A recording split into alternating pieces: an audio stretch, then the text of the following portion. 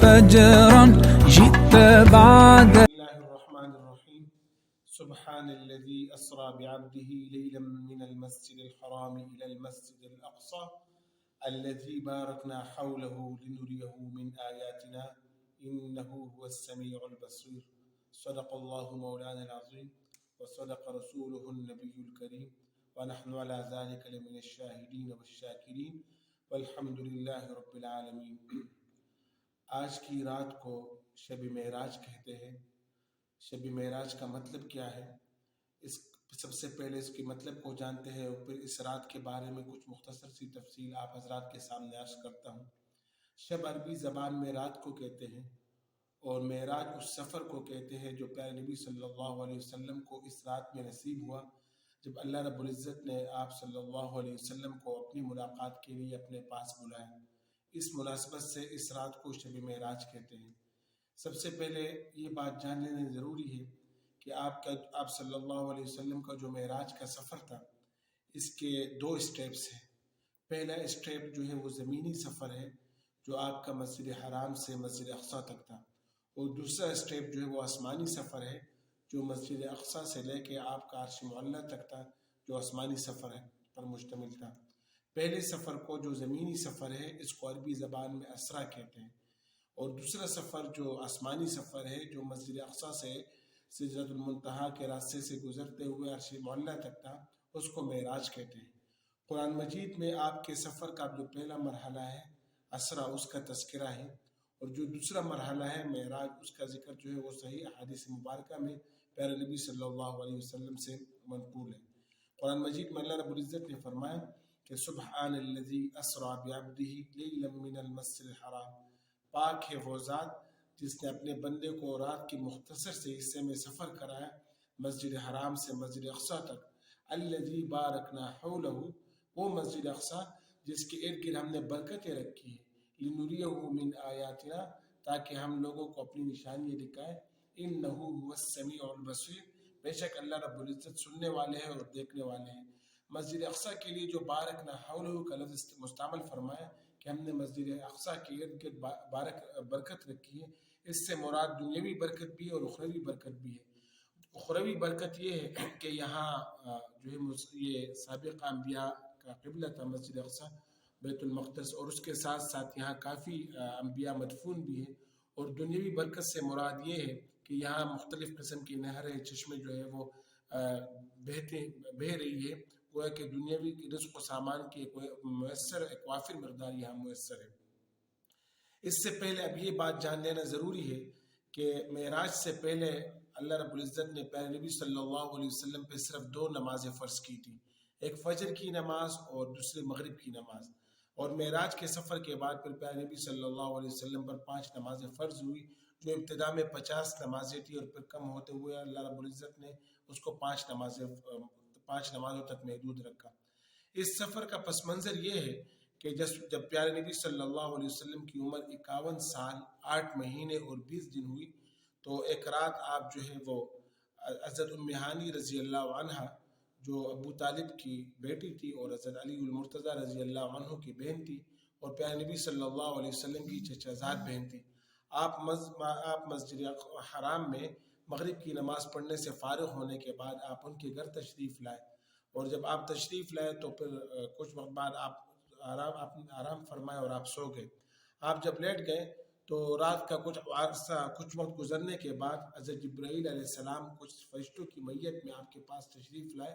اور روایت میں ہے کہ کمرے کی چھت سے جبرائیل علیہ السلام نیچے اترے اور ان کے ساتھ دوسرے فرشتے بھی تھے۔ حضرت جبرائیل علیہ السلام نے آداب کو ملحوظ رکھتے ہوئے چونکہ آپ نیند کی حالت میں تھے تو آپ کا قدم مبارک ہلایا، آپ بیدار ہوئے، اور جب آپ نے دیکھا آپ صلی اللہ علیہ وسلم نے کہ ارد گرد کوئی بھی موجود نہیں تھے تو آپ پیارے نبی صلی اللہ علیہ وسلم دوبارہ لیٹ گئے۔ حضرت جبرائیل علیہ السلام نے آپ کا پاؤں دوبارہ جو ہے ہلایا، اس کے بعد آپ اٹھ گئے، اور جبرائیل علیہ السلام نے آپ کو جو ہے سارے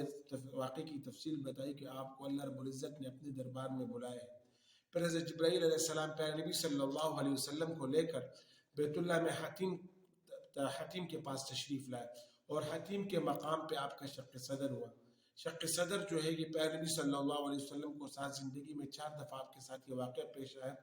پہلی دفعہ جب آپ کی عمر 4 سال تھی، دوسری دفعہ جب آپ کی عمر 10 سال تھی، تیسری دفعہ جب آپ کو نبوت ملی، اور چوتھی دفعہ جب آپ صلی اللہ علیہ وسلم کو معراج کے سفر درپیش آئے۔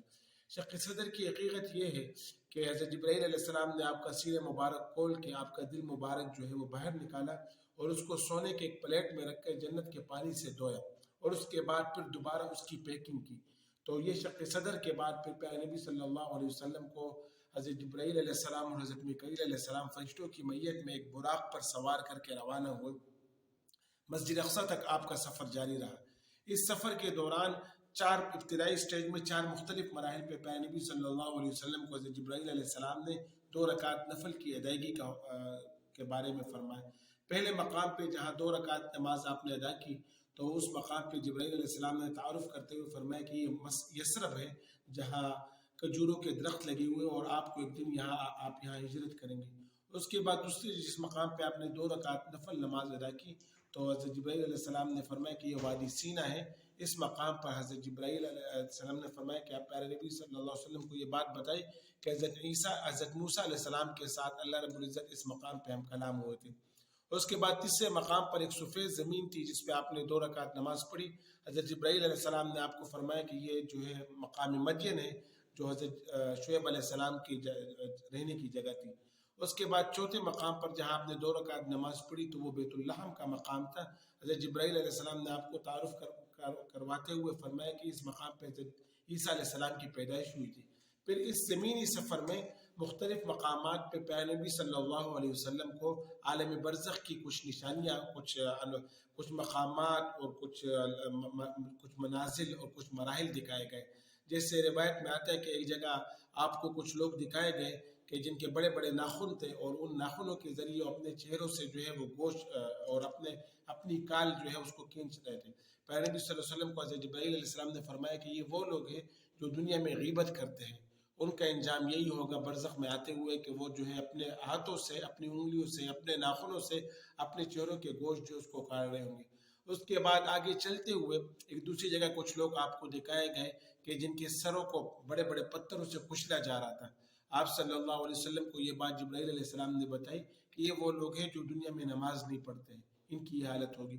آپ صلی اللہ علیہ وسلم کو عالم برزخ کے مختلف منازل دکھائے گئے، جس کے بعد پھر پیارے نبی صلی اللہ علیہ وسلم مسجد اقصیٰ میں پہنچے۔ مسجد اقصیٰ میں پہنچنے کے بعد آپ نے وضو فرمایا اور 2 رکعت تحیۃ المسجد پڑھی۔ اس کے بعد پھر آپ نے تمام انبیاء کرام علیہ السلام کو 2 رکعت نماز پڑھائی۔ نماز کے بعد حضرت جبرائیل علیہ السلام نے تمام انبیاء سے آپ کا تعارف کروایا، اور تعارف کے بعد پھر آپ صلی اللہ علیہ وسلم کے معراج کا سفر شروع ہوا۔ معراج کے سفر میں آپ کے ساتھ حضرت جبرائیل علیہ السلام، حضرت میکائیل علیہ السلام اور کچھ دوسرے فرشتے ہمراہ تھے، اور آپ آسمانی سفر پہ روانہ ہوئے۔ پہلے آسمان پر پہنچنے کے بعد جب آپ کی ملاقات حضرت آدم علیہ السلام سے ہوئی، اور حضرت آدم علیہ السلام کے ساتھ جب آپ کی ملاقات ہوئی تو آپ نے فرمایا کہ آدم علیہ السلام کے رائٹ سائڈ پہ کچھ روحیں تھی اور کچھ لیفٹ سائڈ پر۔ جب آدم علیہ السلام اپنے رائٹ سائڈ پہ دیکھتے تو خوش ہو جاتے، اور لیفٹ سائڈ کی روحوں کی طرف جب دیکھتے تو آپ کی آنکھوں سے آنسو جاری رہتے۔ تو پیارے نبی فرماتے کہ میں نے آدم علیہ السلام سے پوچھا کہ اس کی کیا وجہ ہے، تو آدم علیہ السلام نے مجھے جواب دیا کہ یہ رائٹ سائڈ پہ نیک بندوں کی روحیں ہیں، یہ وہ لوگ، یہ میری وہ اولاد ہیں جو جنت میں جائیں گے، اور لیفٹ سائڈ پر وہ ہے جو میری نافرمان اولاد ہیں جو جہنم میں جائیں گے۔ جب ان کو میں دیکھتا ہوں تو مجھے دکھ ہوتا ہے۔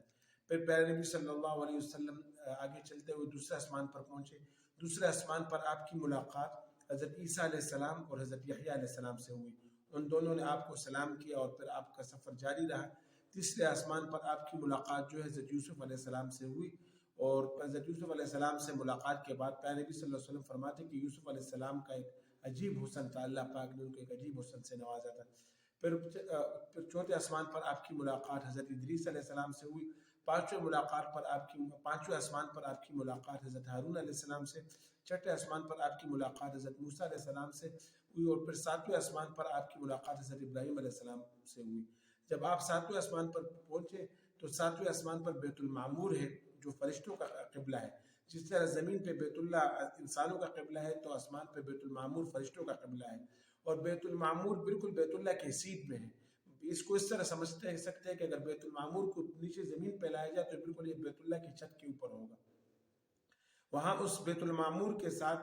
روایت میں آتا ہے کہ ہر وقت 70,000 فرشتے اس کا طواف کرتے ہیں، اور جو فرشتے ایک دفعہ طواف کر لیں تو قیامت کے دن تک ان کی دوبارہ باری نہیں آتی ہے۔ بیت المعمور کے ساتھ حضرت ابراہیم علیہ السلام ٹیک لگائے ہوئے بیٹھے تھے، جنہوں نے پیارے نبی صلی اللہ علیہ وسلم کو سلام کیا، اور سلام کے بعد پھر آپ سے تعارف کے بعد آپ کو فرمانے لگے کہ اے محمد اپنی امت کو میرا سلام کہنا، اور ان کو یہ پیغام دینا کہ جنت کی مٹی جو ہے انتہائی زرخیز ہے اور جنت کا پانی بڑا میٹھا ہے، لیکن جنت ایک چٹیل میدان ہے اور اس کو آپ نے اپنے اعمال سے زرخیز کرنا ہے، اور جنت کو زرخیز کرنے کے لیے اپنی امت کو میرا یہ پیغام دیجیے کہ وہ سبحان اللہ، الحمدللہ، لا الہ الا اللہ، اللہ اکبر پڑھتے رہا کریں۔ پھر اس کے بعد پھر پیارے نبی صلی اللہ علیہ وسلم کو جو ہے وہ سدرۃ المنتہا لے جایا گیا، اور سدرۃ المنتہا کے پاس جنت الفردوس کا سفر آپ کو کروایا گیا۔ قرآن مجید میں بھی ہے کہ عند سدرۃ المنتہا عندہا جنت المأویٰ، سدرۃ المنتہا کے پاس جنت المأویٰ ہے، تو جنت ہے، تو جنت کا سفر آپ کو کرایا گیا، اور آپ کو جو ہے وہ جہنم کے بارے میں جو ہے دور سے جہنم بھی دکھایا گیا، اور جہنم کو بھی آپ نے اپنی آنکھوں سے دیکھا۔ اس کے بعد پھر سدرۃ المنتہا حقیقت میں یہ بیری کا درخت ہے اور یہ ایک چوکی ہے، یعنی ایک وہ مقام ہے جہاں زمینی فرشتے وہاں تک جا کے پیغام پہنچاتے ہیں، پھر وہاں سے دوسرے فرشتے جو اوپر تک وہ پیغام لے کے جاتے ہیں، یعنی سدرۃ المنتہا سے جو نیچے کے فرشتے وہ سدرۃ المنتہا سے اوپر نہیں جا سکتے، اور اوپر والے فرشتے سدرۃ المنتہا سے نیچے نہیں آ سکتے۔ سدرۃ المنتہا سے آگے مزید مسافت طے کرنے کے بعد ایک مقام پر پہنچ کے حضرت جبرائیل علیہ السلام رک گئے، اور پیارے نبی صلی اللہ علیہ وسلم سے فرمایا کہ اب یہاں سے آگے میری جانے کی طاقت ختم ہوگی، اس کے آگے جو ہے اب آپ اکیلے جائیں گے، اور پھر آپ صلی اللہ علیہ وسلم کے لیے ایک سبز رنگ کا مستر جس کو رفرف کہتے ہیں وہ منگوایا گیا، جس پر آپ صلی اللہ علیہ وسلم تشریف فرما ہوئے، اور آپ نے 70,000 حجابات طے کیے۔ 70,000 حجابات طے کرنے کے بعد آپ اللہ رب العزت کے دربار میں پہنچے۔ پیارے نبی صلی اللہ علیہ وسلم فرماتے ہیں کہ وہ ایسی جگہ تھی کہ جہاں دنیا کی ساری آوازیں غائب ہو گئی، ایک عجیب دنیا، ایک عجیب مقام تھا، ایک عجیب ماحول تھی، ایک عجیب خاموشی تھی، اور وہاں پر جو ہے ایک غیبی آواز آئی کہ السلام علیک یا خیر البریہ ادنو یا محمد ادنو یا احمد، کہ آپ پر ایک سلام ہو دنیا کے سارے لوگوں میں سب سے افضل انسان، اور میرے قریب ہو جائے محمد اور میرے قریب ہو جائے احمد۔ اور پھر پیارے نبی صلی اللہ علیہ وسلم فرماتے ہیں کہ میری کمر پہ ایک ہاتھ کی جو ہے مجھے ایک ہاتھ کی آواز محسوس ہوئی، اور ایک ہاتھ کی ایسی آہٹ محسوس ہوئی کہ پوری جسم میں میری ٹھنڈک محسوس ہوئی، اور پھر اللہ رب العزت نے فرمایا کہ پھر پیارے نبی صلی اللہ علیہ وسلم نے فرمایا کہ التحیات للہ والصلوات والطیبات، اللہ رب العزت نے فرمایا کہ السلام علیکم ایھا النبی ورحمۃ اللہ وبرکاتہ، پھر پیارے نبی صلی اللہ علیہ وسلم نے فرمایا کہ السلام علینا وعلی عباد اللہ الصالحین، اشہد ان لا الہ الا اللہ واشہد ان محمد عبدہ ورسولہ۔ اس کے بعد اللہ رب العزت سے جب آپ کی ملاقات ہوئی تو اللہ رب العزت نے آپ کو اس ملاقات میں 3 تحفے عنایت فرمائے۔ پہلا تحفہ جو تھا وہ 50 نمازوں کا تھا، اور دوسرا تحفہ سورۃ البقرہ کی آخری جو 2 آیتیں ہیں، آمن الرسول بما انزل الیہ من ربہ والمؤمنون، یہ سورت کے آخر تک یہ 2 آیتیں، اور تیسرا تحفہ آپ کا یہ تھا کہ آپ صلی اللہ علیہ وسلم کو اللہ رب العزت نے فرمایا کہ آپ کی امت میں سے جو شخص مشرک نہ ہو، شرک نہ کرے، تو اس کی ایک نہ ایک دن بخشش ہوگی اور اس کو جنت میں بھیج دیا جائے گا۔ یہ 3 تحفے آپ صلی اللہ علیہ وسلم کو دیے گئے، اور آپ کی اپنے رب سے خاص ملاقات، ایک پرسکون ملاقات ہوئی۔ اس ملاقات کے بعد پھر آپ واپس روانہ ہوئے۔ جب آپ واپس روانہ ہوئے تو جب چھٹے آسمان پہ آپ کی ملاقات دوبارہ حضرت موسیٰ علیہ السلام سے ہوئی، تو حضرت موسیٰ علیہ السلام نے پیارے نبی صلی اللہ علیہ وسلم سے فرمایا کہ اللہ رب العزت سے درخواست کیجئے کہ آپ کی نمازوں کی تعداد کم کر دیں، کیونکہ میری امت پر جو ہے وہ اس سے کم نمازیں فرض تھی اور وہ ادا نہیں کرتے تھے، انہوں نے مجھے بہت ستایا۔ پیارے نبی صلی اللہ علیہ وسلم حضرت موسیٰ علیہ السلام کی فرمائش پہ دوبارہ اللہ پاک کے پاس پہنچے، اللہ رب العزت سے درخواست کی تو نمازوں کی تعداد 5 کم کی گئی، 45 کی گئی۔ اس طرح پھر موسیٰ علیہ السلام نے آپ کو اللہ کے پاس واپس بھیجا کہ 45 بھی زیادہ ہے۔ غرض یہ کہ آخری چکر میں نمازوں کی تعداد 5 ہوئی، اور اللہ کی رب العزت کی طرف سے یہ حکم ہوا کہ یہ آپ کی امت میں 5 نمازیں فرض کی گئی ہیں، اور یہ 5 نمازیں جو ہے اگر آپ کی امت کا کوئی بھی فرد یہ 5 نمازیں پڑھے گا تو ان کو ان 5 نمازوں کے بدلے 50 نمازوں کا ثواب ملے گا۔ وہ ہے کہ امت محمدیہ روزانہ 5 نمازیں پڑھے گی اور ان کو 50 نمازوں کا ثواب ملے گا۔ پھر واپسی میں پھر آپ جو ہے وہ بیت المقدس دوبارہ آئے اور پھر بیت المقدس سے جو ہے مسجد حرام کی طرف آپ واپس تشریف لائے. یہ آپ کا معراج کا سفر تھا. یہ اس کی حقیقت تھی جو قرآن مجید اور حدیث مبارکہ سے ثابت ہوئی. یہ آپ حضرات کے سامنے بیان کی ہے. اب اس رات کے بارے میں یہ جان لینا چاہیے کہ اس رات کی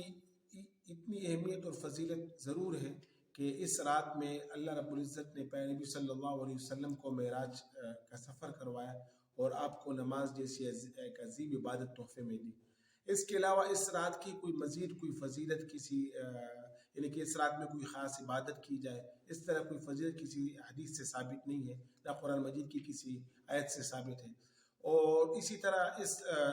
معراج والے دن روزہ رکھنا یعنی 27ویں رجب کو روزہ رکھنا اس دن روزہ رکھنا بھی کسی سی روایت سے ثابت نہیں ہے. ہاں بعض ضعیف روایت سے آتا ہے کہ اس دن روزہ رکھ لینا چاہیے، لیکن اگر کوئی شخص صرف اسپیشلی اس نیت کے ساتھ روزہ رکھے کہ یہ 27 رجب ہے، معراج کا دن ہے، تو اس نیت سے روزہ رکھنا صحیح نہیں ہے. ہاں اگر نیت نفلی روزہ رکھنا چاہے تو نفلی روزہ رکھ سکتے ہیں، کیونکہ ایک روایت میں ہے کہ حضرت عمر فاروق رضی اللہ عنہ اس دن روزہ رکھنے سے منع کرتے تھے، اور اگر کسی کا روزہ ہوتا تو اس کو روزہ